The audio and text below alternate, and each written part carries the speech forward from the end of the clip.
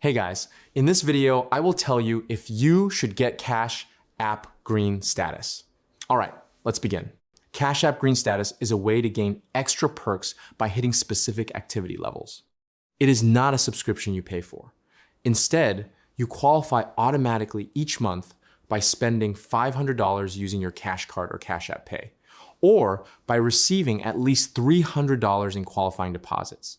Once you hit these marks, you are bumped into a preferred tier for the remainder of the month. The primary benefits of green status include higher interest rates on your savings, better borrow limits, and increased overdraft protection.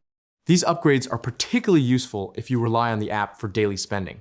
Essentially, if you already hit these spending or deposit requirements naturally, green status is a fantastic free upgrade. However, if you are a casual user who doesn't come close to those numbers, there is no need to force it. The perks are helpful, but not significant enough to justify changing your financial habits just to qualify. So that's basically all about Cash App Green status. That's it for this video. Thanks.